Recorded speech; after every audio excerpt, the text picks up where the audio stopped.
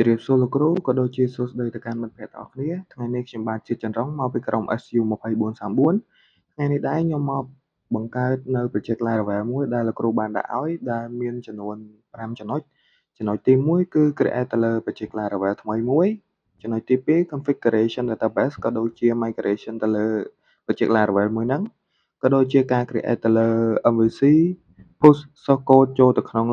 GitHub ក៏ដូចជាការ clone project ចេញពី GitHub ផងដែរឥឡូវនេះខ្ញុំចូលទៅកាន់ចំណុចទី1ដែលនិយាយអំពីការ create project Laravel ដូចនេះខ្ញុំសូមបើកទៅលើ Laragon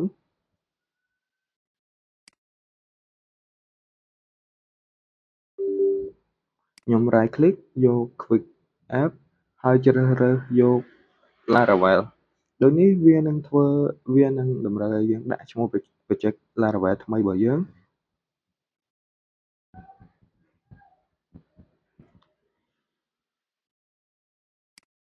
នោះវានឹងធ្វើការ creating ទៅលើ project Laravel ដែលយើងបានបង្កើតរបស់ខ្ញុំ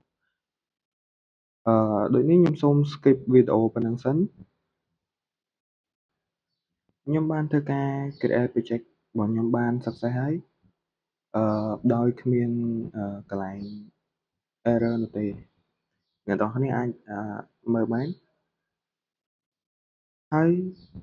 ចំណែកឯទីតាំងរបស់ project របស់ខ្ញុំគឺនៅក្នុង drive C Laragon WB ដងក៏ដូចជា folder នៃ project របស់ខ្ញុំដូចនេះខ្ញុំអាច run test នៅ project របស់ខ្ញុំបាន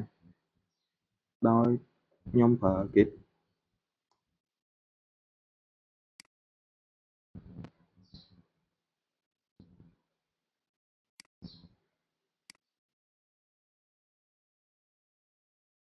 ខ្ញុំចូលទៅកាន់ទីតាំងរបស់ project របស់ខ្ញុំ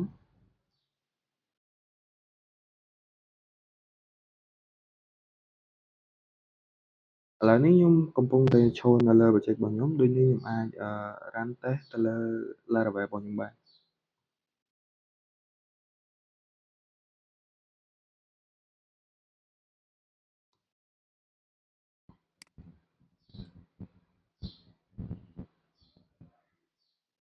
នេះគឺជា Laravel 12របស់ខ្ញុំដែលខ្ញុំបានបង្កើតរបស់ខ្ញុំនេះគឺមានន័យថាយើងបង្កើតបានជោគជ័យហើយដូចនេះយើងចូលទៅកាន់ចំណុចទី2ដែលតម្រូវឲ្យ configuration ទៅលើ database ក៏ដូចជា migration ទៅលើ Laravel របស់ខ្ញុំនេះដូចនេះខ្ញុំចូលទៅកាន់ project របស់ខ្ញុំនៅក្នុង Visual Studio Code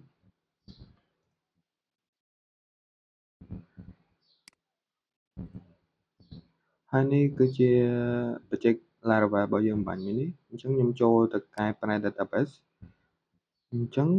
ជាដំបូងខ្ញុំសូមបើកទៅលើ DBFox ដើម្បីមើល connection របស់ខ្ញុំបន្ទាប់ពីខ្ញុំបើក DBFox ហើយខ្ញុំអាច right click ទៅលើ connection របស់ខ្ញុំហើយមើលទៅលើ connection របស់ខ្ញុំដែល connection របស់ខ្ញុំមាន host localhost port panning user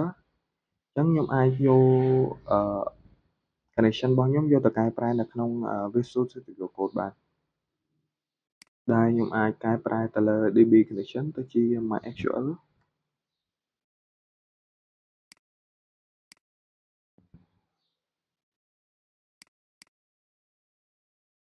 host កន្លែងនេះខ្ញុំអាចដូរវាទៅជា localhost ក៏ដូចជា database name ដែលនេះគឺជាឈ្មោះរបស់ database ដែលយើងបង្កើតអំបញ្ញមិញនេះ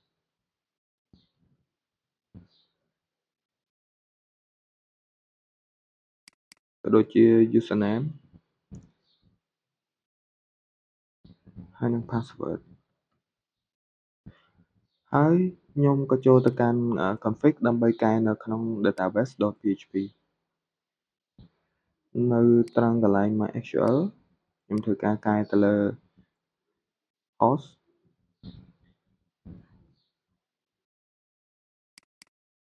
database name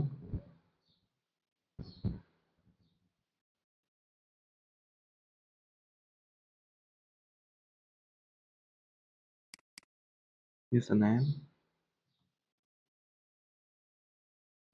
password អញ្ចឹងបន្ទាប់ពីខ្ញុំបានធ្វើការកែប្រែទៅលើ database រួចរាល់ហើយខ្ញុំអាចចូលទៅកាន់ Gitbash ដើម្បីធ្វើការ migrate ទៅលើ Laravel របស់ខ្ញុំអញ្ចឹងខ្ញុំបើក Gitbash ហើយខ្ញុំវាយ command migrate ដូចនេះវានឹងធ្វើការ migrate ទៅលើ project របស់ខ្ញុំដែលអ្នកទាំងគ្នាអាចមើលបានខ្ញុំធ្វើការ refresh នេះគឺជា table ដែលខ្ញុំបាន migrate បំបញ្ញមិញចូលចំណុចបន្ទាប់គឺនិយាយអំពីការ create ទៅលើ MVC ដែលមានដូចជា controller model view ដែលលោកគ្រូតម្រូវឲ្យយើងបង្កើត controller ដូចជា customer controller product controller category controller ដូចនេះខ្ញុំចូលទៅកាន់ Gitbash សម្រាប់ធ្វើការ create ទៅលើ controller ខ្ញុំអាចវាយ command php animate ដែលមាន controller ដូចជា customer controller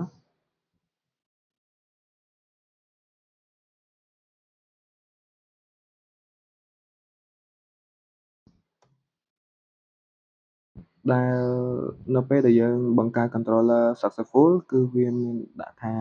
controller មួយហ្នឹងគឺនៅក្នុង try C Laragon W 3ដងឈ្មោះ project របស់យើងហើយវាស្ថិតនៅក្នុង app http controller អញ្ចឹងយើងអាចចូលទៅមើលនៅក្នុង Visual Studio Code របស់យើងបានដែលវាថានៅក្នុង app http controller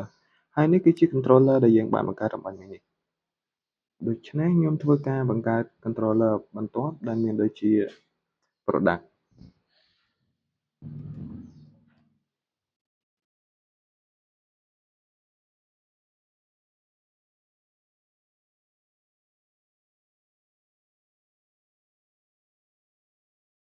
ដូចជា category controller ផងដែរ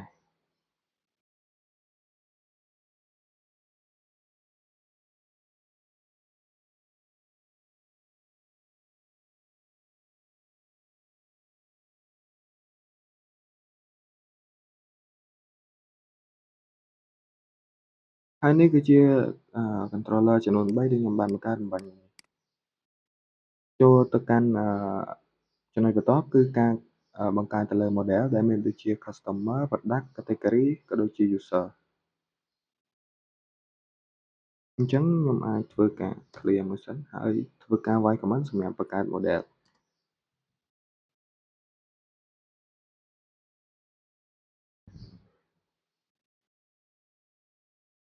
customer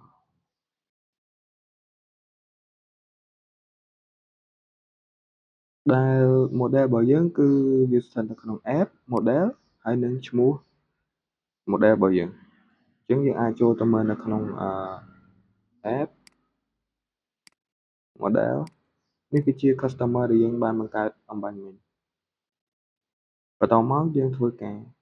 create នៅ model បន្តទៀត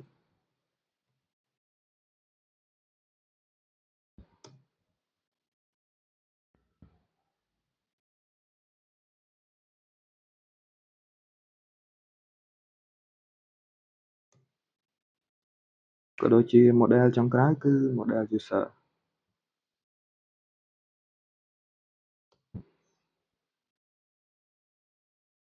ហើយនៅក្នុងនេះគឺ model user គឺមានន័យថាវាបានបង្កើតអូតូហើយនៅពេលដែលយើងបង្កើតproject Laravel មកដូចនេះវានឹងដាក់ពាក្យថា model already exists ដែលយើងអាចចូលទៅមើលនៅក្នុង model របស់យើងបានគឺជា model ទាំង4ដែលយើងបានបង្កើតអំបញ្ញមិញនេះចូលទៅដល់ចំណុចបន្ទាប់គឺការ create ទៅលើ view ដែលមានដូចជា employee product category ក៏ដូចជា user អញ្ចឹងខ្ញុំធ្វើការវាយ command សម្រាប់បង្កើតទៅលើ view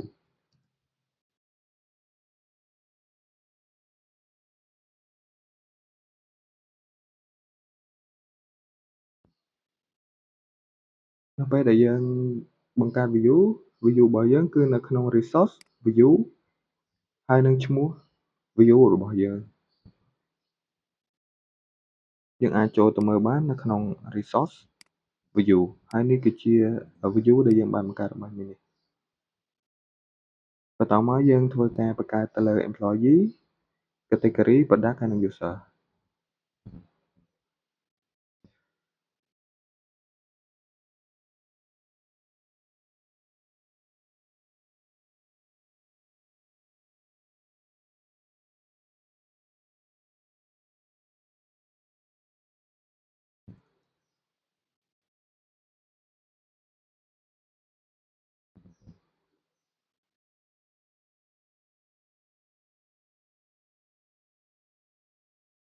នៅពេលដែលយើងបង្កើត view បានរួចរាល់ហើយ យើងអាចចូលទៅមើលនៅក្នុង view របស់យើងបាន ដែលនេះគឺសុទ្ធសឹងតែជា view ដែលយើងបានបង្កើតឲ្យបាននេះ បន្ទាប់មកយើងចូលធ្វើការ link route view ទៅក្នុង home page របស់យើង ដែលដូចនេះខ្ញុំធ្វើការ copy URL របស់លោកគ្រូយកទៅ open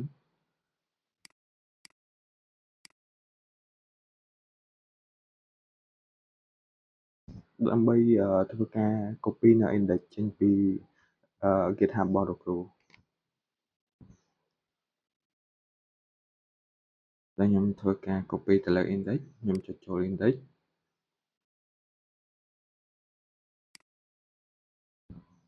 ហើយខ្ញុំ copy ដោយ copy index មួយហ្នឹងខ្ញុំយកទៅដាក់នៅក្នុង user បន្ទាប់មកយើងធ្វើការ route ទៅកាន់ view user ដើម្បីបង្ហាញនៅ web page នៃ view user របស់យើង អញ្ចឹងនៅកន្លែង welcome យើងអាចដូរទៅកាន់ user បន្ទាប់មកយើងធ្វើការ run project ដើម្បីបង្ហាញនៅ view user របស់យើងចូលទៅកាន់ Git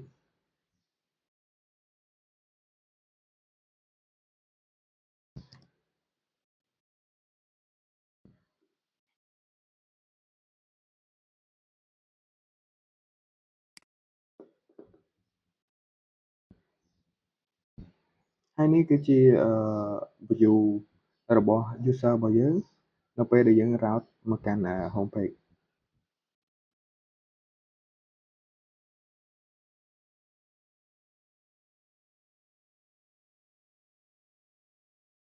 ចូលចំណុចបន្ទាប់គឺខ្ញុំធ្វើការ post source code Laravel របស់ខ្ញុំចូលទៅក្នុង GitHub account របស់ខ្ញុំដូចនេះខ្ញុំធ្វើការបើក GitHub account របស់ខ្ញុំ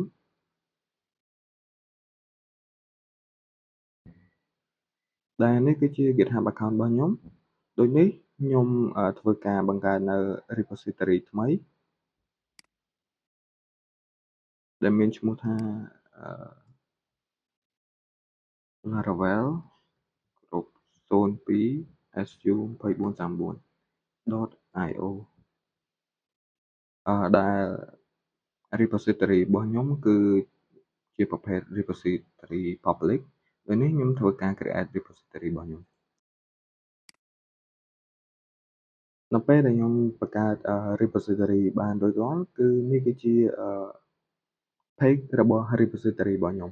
ដែលមានដូចជា comment សម្រាប់ធ្វើការ push source code ចូលទៅក្នុង repository របស់យើងផងដែរដូចនេះខ្ញុំធ្វើការ copy comment នេះទុកសិន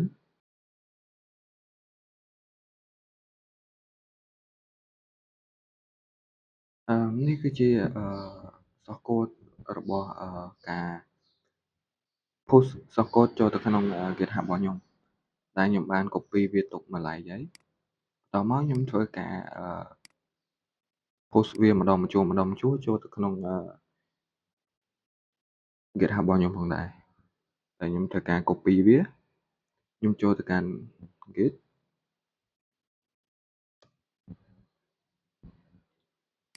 ខ្ញុំផាសវាបន្ទាប់មកខ្ញុំធ្វើការដាក់ទៅលើខ្ញុំធ្វើការ config ទៅលើ global user របស់ខ្ញុំ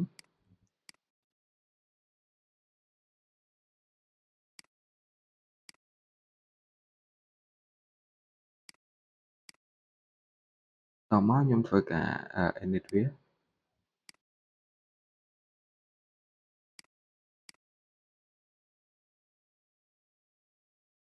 បន្ទាប់មកខ្ញុំធ្វើការ add readme ចូល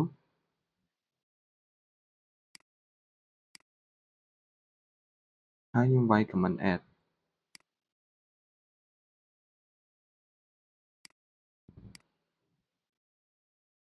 បន្ទាប់មកយើងធ្វើការវាយ comment បន្តទៀតទៅ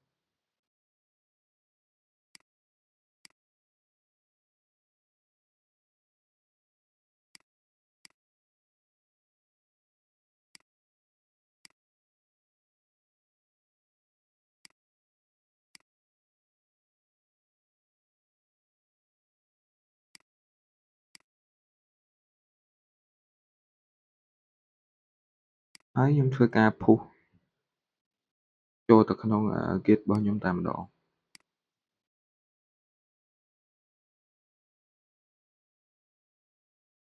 ហើយនេះគឺជា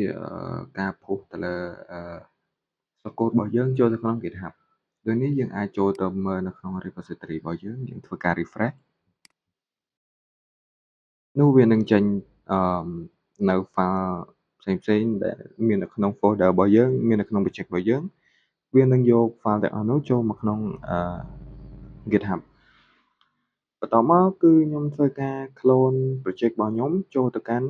អញ្ចឹងដើម្បីធ្វើការ clone ជាដំបូងខ្ញុំសូមចូលទៅកាន់ Git ហើយយើងធ្វើការបង្កើតនៅ directory ថ្មីមួយទៀតយើងចូល Git នេះមក clear បន្តមកយើងធ្វើការបង្កើតនៅ directory ថ្មីមួយទៀតនៅក្នុងទីតាំងណាមួយឥឡូវខ្ញុំបង្កើត directory ថ្មីនៅក្នុង try C នៅក្នុង Laragon ហើយ W 3 ដងបន្តមកខ្ញុំ make directory ឈ្មោះថាgroup 02 SU 2434 clone បន្តមកខ្ញុំ ls មើលls ខ្ញុំចូលទៅកាន់ group SU 2434 clone ខ្ញុំ ls មើលគឺវាទទេវាអត់ទាន់មានអីគេអញ្ចឹងខ្ញុំធ្វើការ clone project ដែលខ្ញុំបាន push ចូលទៅកាន់ Git មិញយកមកដាក់នៅក្នុង group 02 SU 2434 clone របស់ខ្ញុំអញ្ចឹងខ្ញុំចូលមកកាន់ project GitHub របស់ខ្ញុំកន្លែង code ខ្ញុំ copy URL យកទៅ clone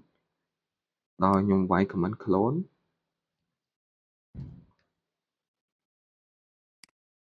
ហើយខ្ញុំ pass URL របស់ខ្ញុំចូលនោះវានឹងធ្វើការ clone នៅ project ដែលខ្ញុំបាន copy URL អំបញ្ញនេះនៅត្រង់ចំណុចនេះគឺមានន័យថាវា clone បានជោគជ័យហើយពេលនេះយើងអាចមើលបានហើយនេះគឺជា project ដែលយើងបាន clone អំបញ្ញនេះអញ្ចឹងយើងអាចដូរឈ្មោះវាបាន rename វាបានដូចជា